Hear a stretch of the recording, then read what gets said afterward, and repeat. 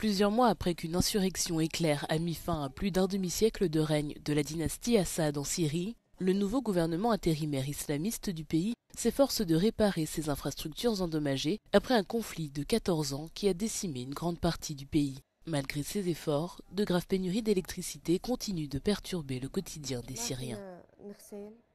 Nous ne pouvons pas faire la lessive, nous ne pouvons pas mettre de nourriture dans le réfrigérateur, sinon elle se gâte.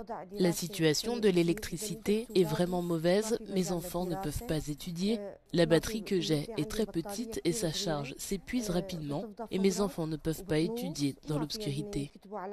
L'électricité en Syrie ne fonctionne que 2 heures par jour, malgré un récent accord sur le gaz avec le Qatar et un accord avec les autorités dirigées par les Kurdes qui leur donnera accès aux champs de pétrole de la Syrie, le pays passe la plupart de ses journées pratiquement sans électricité.